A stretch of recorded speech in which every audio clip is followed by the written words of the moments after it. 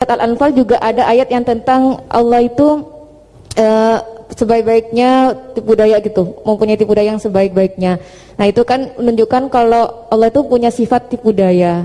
Jadi dia waktu itu agak ngotot ke saya, berarti Allah juga bisa dong disifatin sama sifat yang jelek-jelek yang seperti itu Mbak Nafila gitu katanya. Menurut antum itu gimana? Saya juga masih belum jawab sampai sekarang pertanyaannya teman saya itu, karena saya masih bingung gitu.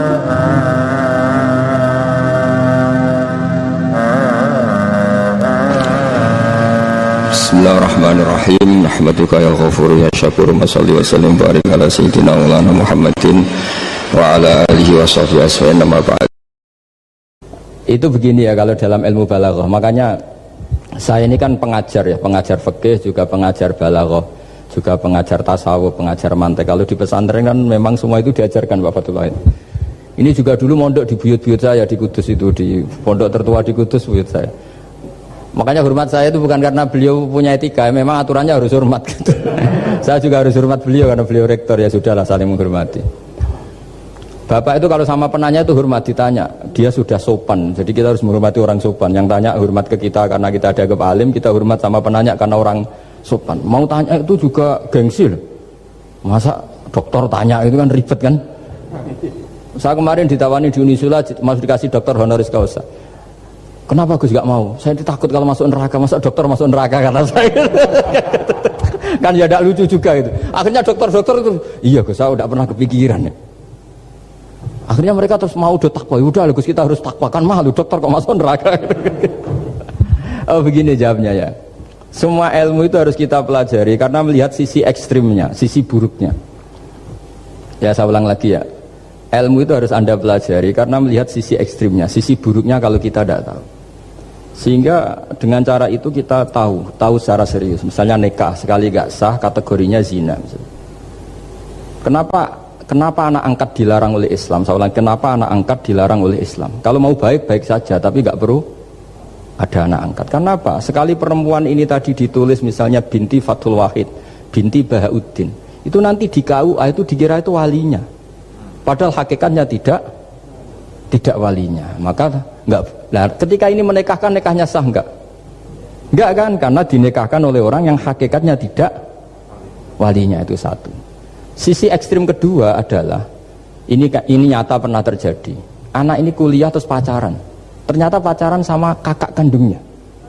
Jadi itu ceritanya ada anak dari Bojonegoro tipe anak angkat sama orang Jakarta. Singkat cerita sama-sama dewasa kuliah. Sampai pacaran, sampai mau kawin. Nah, pas mau kawin itu yang lamar adalah Pak D-nya. Pak D yang Bojonegoro datang ke Jakarta. Terus dia ngetik, ini kok rumah yang dulu saya titipin ponakan saya. Ternyata itu adik kandung. Karena si adiknya tadi pakai binti langsung yang Jakarta. Sehingga anak Bojonegoro perasaannya pacaran sama anak Jakarta. Nah, di sini kelihatan betapa hebatnya Islam ketika benar-benar melarang anak angkat dengan makna menasabkan. Kalau dengan makna kasih sayang nggak apa-apa ya, tapi kalau dengan makna menasabkan nggak boleh. Paham ya? Karena ada sisi ekstrim nanti bahayanya tadi. Nah, terus, nah ilmu balaghah juga gitu. Di antara ilmu sisi ekstrimnya ilmu balaghah adalah kalau kamu tidak memahami balaghah, maka kamu akan mengatakan Quran ini bohong. Karena kamu tidak tahu tasbih itu apa. Terus misalnya gini. Allah memaklumatkan di Quran bahwa orang kafir itu sumum bukmun umyun. Sumun artinya itu budak, apa ketuli. Bukmun artinya bisu. Umyun artinya buta. Itu kalau kamu nggak ngerti balaghah, maka faktanya apa? Ternyata orang kafir tidak tuli, tidak bisu, tidak buta. Tapi kalau kamu ngerti balaghah akan tahu ini tasbih yang baligh, perumpamaan yang sempurna, kesusastraan. Jadi kalau orang muji Nabi itu gak boleh bilang anta kasamsi, itu kurang keren. Kamu ibarat matahari kurang keren. Kafnya dibuang, anta samsun, anta badrun. Kamu matahari, kamu rembulan. Nah, kalau orang sedang pacaran itu kalau bilang kamu ibarat bunga, itu kurang keren. Wah kamu ya bunga saya itu kan terus keren kayak. Nah itu balaghah. Nah, di antara balaghah itu ada namanya wal ityan bil kalimah lil musyakalah. Jadi mendatangkan kalimat bukan dengan makna semestinya tapi lil musyakalah. Musyakalah itu perimbangan. Wa makaru wa makarawah. Mereka bermakar dengan tipu daya. Wa makarawah, dan Allah pun melakukan itu. Berarti Allah menipu daya mereka. Ya enggak. Kalau dilakukan orang baik itu namanya kecerdasan. Tapi kalau dilakukan orang dolim itu namanya tipu daya. Jadi misalnya gini, ada orang bikin alarm supaya maling itu terdeteksi atau pakai CCTV, itu namanya kecerdasan. Tapi kalau maling pakai CCTV untuk kalau nyolong, ngerti pergerakan yang punya rumah. Jadi sama-sama melakukan itu tapi beda. Sama mati juga gitu. Ketika kita pecundang matinya mati sangit gitu. Tapi ketika kita pahlawan matinya mati syahid. Artinya ya sama-sama mati. Nah, di balaghah itu ada istilah musyakalah. Musyakalah itu ayat itu sebenarnya banyak, Mbak. Ada yukhadi'una Allaha wa huwa khadi'uhum wa yamkuruna wa yamkuruwah wa makaru itu banyak. Jadi di antara sisi yang harus kita pelajari dari ilmu balaghah adalah kalimat itu banyak yang tidak semestinya.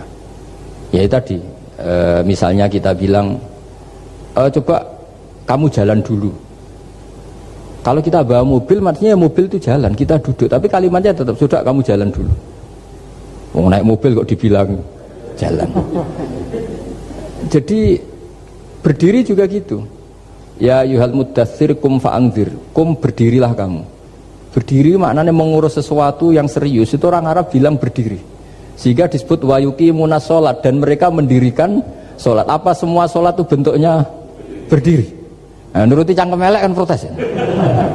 Makanya begitu juga sholat. Sholat itu harus menghadap kiblat. Yang benar aja, kalau pas sujud menghadap apa coba? Menghadap tanah kan? Jadi kalau nurutin bahasa ini nggak ada yang benar gitu. Maka berhati-hatilah dalam bahasa, karena bahasa itu nggak jelas. Kalau kamu sedang senang istri kamu, mesti bilang gini, wah saya cinta kamu karena kamu cantik. Harusnya istrinya tersinggung. Sehingga gini, berarti suatu saat kalau saya jelek Anda sudah tidak cinta kan? Kebetulan para istri tidak pinter, sehingga dipuji gitu ya seneng. Sebetulnya itu tidak pujian, itu bahaya itu. Berarti dia mencintai saya sejauh saya masih cantik. Kalau enggak ya sudah macam-macam. Dan ya rata-rata macam-macam betul itu. Artinya bahasa itu gak usah dimaknani. Makanya saya kemarin bilang sama Pak Rohidin itu, Mbok ya UI itu kalau ngaji misalnya Bukhari dengan pemaknaan ulama. Karena maknani bahasa ini satu pekerjaan yang kalau tidak ulama tidak bisa. Apalagi bahasanya Rasulullah SAW. Bahasa itu susah. Dalam keseharian saja kita maknani susah, apalagi bahasanya Quran dan hadis. Ya contoh paling gampang gitu. Wa yuqimuna sholat, mendirikan sholat. Kita berdiri tegak demi bangsa ini. Memangnya perang harus berdiri, kadang harus tiarap kan? Jadi bahasa itu selalu sering, kalau di balaghah disebut hakikat dan majas. Ada makna hakikat, ada makna, dan itu harus kita kaji. Kalau enggak ya fatal, memang hasilnya fatal. Kalau enggak ya. Makanya saya dulu ketika ngaji itu ya banyak santri yang agak kurang ajar betul. Sampai sang rajana gini Pak Khalil, Anda orang teknik pasti tahu. Gus, soft paling baik itu yang mana? Soft awal kata saya gitu. Baru agak baik kedua, ketiga. Ya kalau gitu gampang Gus, masjid tuh bikin selatan utara, semuanya soft jadi awal. Selagi bentuknya barat timur pasti ada dua tiga. Paksa mereka di soft awal dengan desain masjid selasa utara apa? Bukan manjang ya, selatan utara, sehingga semuanya di soft awal. Terus dia tanya lagi, lalu soft paling baik mana? Yang sisi kanannya imam kan itu urutannya. Ya sudah, imamnya letakkan paling selatan, sehingga semua makmum posisinya di kanan. Ya kalau itu anjuran Islam ya didesain sak bangunannya. Ribet itu. Coba kalau kamu jadi kiai ditanya gitu mangkel apa enggak? Wah ini kurang ajar betul orang ini. Selagi bangunannya memungkinkan soft 2, 3, pasti nanti ada soft 2 dan dipaksa saja, yaitu tadi bangunannya memanjang selatan utara, imamnya diletakkan paling selatan. Terus saya gantian tanya, lalu setelah begitu yang paling afdol siapa? Yang paling dekat? Ya sudah, imamnya kerubuti saja. Itu, nah makanya yang sering perdebatan NU dan Muhammadiyah, dan itu kalau mau dianalisis secara ilmiah sebetulnya normal semua. Karena teks hadis itu memang butuh pemaknaan. Nabi, saya beritahu ya, Nabi itu kalau habis sholat itu memang di semua teks itu akbala ali nabi wajih. Saya sering ketemu tokoh-tokoh Muhammadiyah ya baik-baik saja, ketemu tokoh NU ya baik-baik saja, karena ini masalah teks. Saya ulang lagi, karena Rasulullah sallallahu alaihi wasallam idan sorofa min sholatihi aqbala alaina biwajhi. Nabi setelah sholat itu menghadap ke musolli, ke makmum, kira-kira kalau Indonesia menghadap ke timur. Tapi di sebagian riwayat Nabi itu kalau habis sholat itu melakukan sesuatu yang menunjukkan kalau dia sudah selesai sholat. Jadi filosofinya itu yang penting memaklumatkan kalau beliau sudah sholat. Karena dulu itu begini, Nabi itu kan tokoh sentralnya, beliau akramul khalqi, beliau sayyidul anbiya wal mursalin. Sehingga orang tuh kadang lari itu dari jarak 7 kilo, 6 kilo, 7 kilo lari supaya menangi sholat bersama Nabi. Nah, ketika mereka jadi posisi masbuk itu tertinggal oleh imam. Kalau Nabi posisi tetap menghadap ke barat dengan posisi orang sholat, nanti yang baru datang ngira Nabi masih sholat. Dan kalau kadung makmum ternyata Nabi sudah selesai. Itu sholatnya namanya nggak sah. Karena apa? Mengikuti orang yang hakikatnya sudah ada sholat. Terus semenjak itu jadi ilmu. Maka kesunatan bagi imam setelah salam harus memaklumatkan ke hadirin kalau sholatnya selesai. Itu bisa dengan gerakan menghadap ke makmum atau menghadap ke utara atau apalah pokoknya. Yang penting jangan rokokan lah misalnya itu.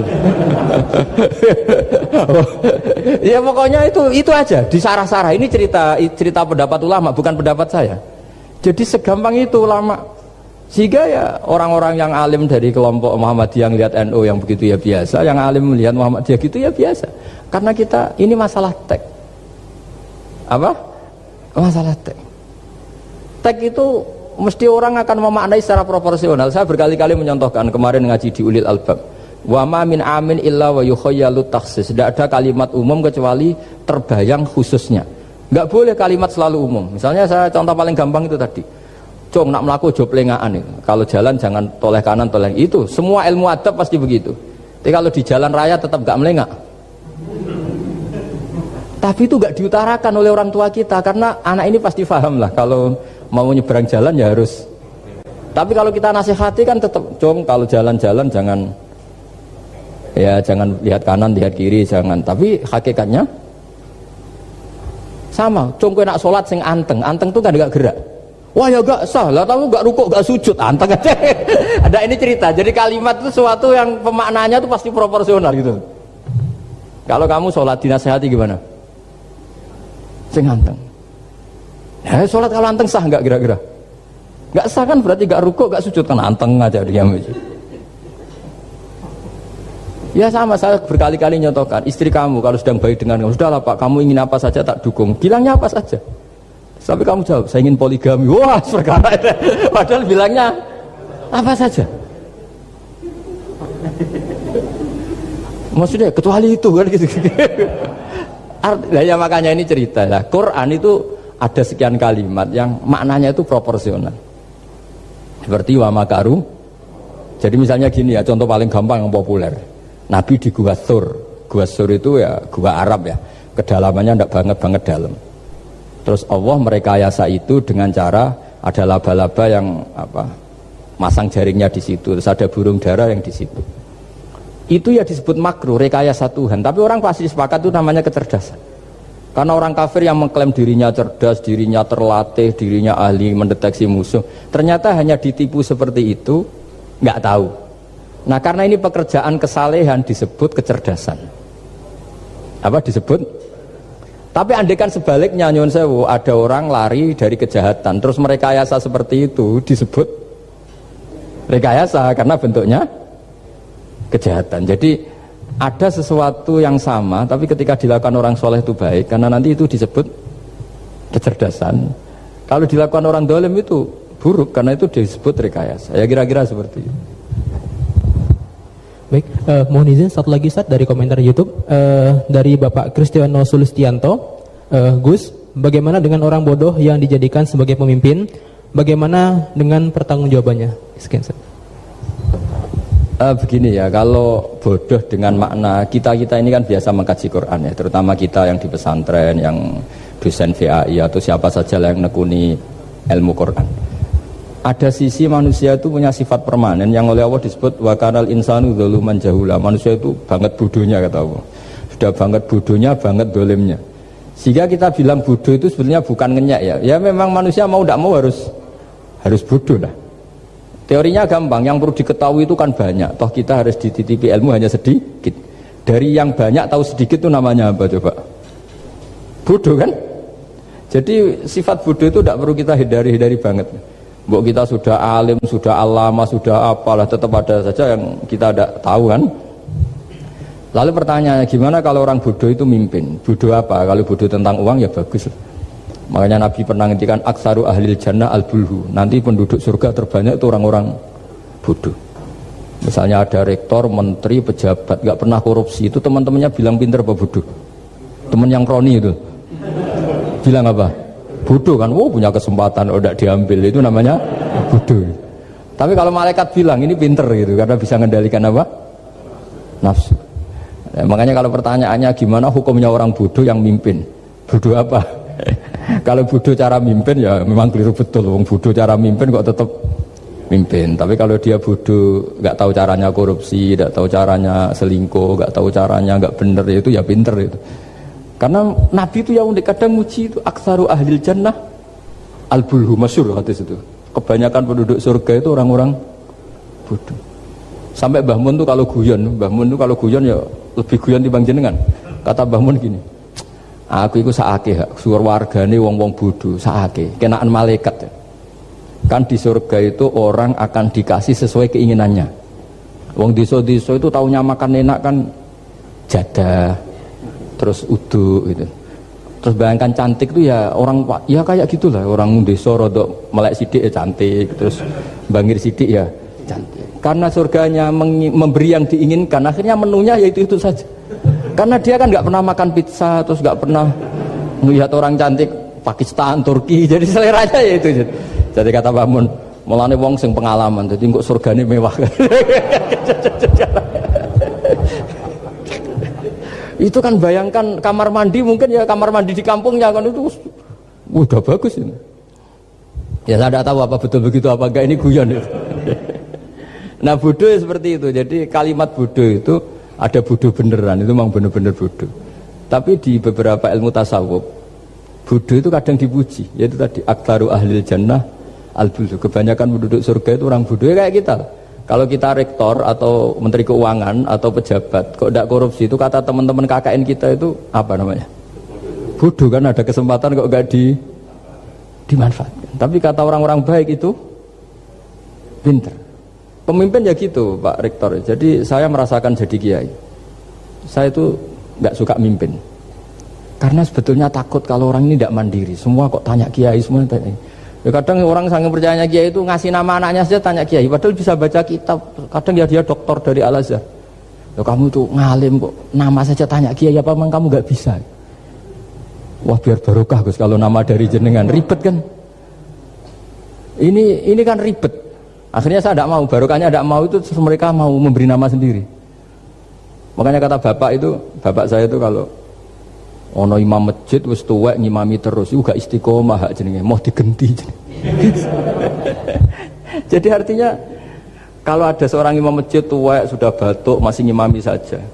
Di satu sisi itu pinter ya, di mana-mana kalau ada yang tua sama yang muda ya didahulukan yang tua. Tapi kalau pertanyaannya itu kalau di bab adab, tapi kalau nanti temanya regenerasi, ini tersangka enggak? Ya saya ulang lagi ya, ada imam tua sudah batuk-batuk. Kalau temanya akhlak dibenarkan, di mana-mana kalau ada yang tua yang jadi imam ya tua. Tapi kalau temanya regenerasi, tersangka kan dia. Nah ini lainnya gimana ini kok enggak regenerasi? Artinya gitu. Makanya saya bilang kalimat bodoh beneran apa bodoh yang relatif nisbi. Jadi manusia itu seperti itu, makanya disebut wakanal insanu zaluman jahulah. Di bab adab dia benar jadi imam, tapi kalau babnya regenerasi salah. Makanya kalau jadi pemimpin berkali-kali, makanya benar Indonesia dibatasin 2 periode. Harusnya kalau teori pengalaman, benar mana presiden ketiga sama kedua? Benar ketiga kan lebih punya pengalaman. Tapi kalau dibalik pakai teori regenerasi, memangnya orang Indonesia hanya dia tok yang bisa jadi presiden. Tapi kalau pertanyaannya, yang belum pernah jadi presiden sama yang pernah jadi presiden, kira-kira mimpinnya tahu mana? Ya kalau ya manusia itu bisa dibolak-balik gitu. Makanya saya berkali-kali bilang agama yang urusan sosial itu tidak ada pakemnya. Gimana hukumnya orang soleh berteman orang fasik yang dugem yang apa? Buruk. Nggak boleh orang soleh berteman orang fasik, takutnya ketularan. Tapi kalau dibalik, boleh nggak orang soleh membina orang fasik? Boleh, bisa bina kalau berteman. Kamu bisa bina orang tanpa berteman? Nggak bisa. Tapi kalau pertanyaannya, boleh nggak orang baik berteman orang buruk? Nggak boleh kan? Takut terkontaminasi. Tapi kalau dibalik, boleh nggak orang baik membina orang buruk? Boleh, bisa bina kalau berteman. Boleh nggak berteman sama orang buruk? Jadi makanya di sini ini kalau sudah sosial itu ada muktadul hal, namanya kalau dalam pesantren itu konteksnya apa?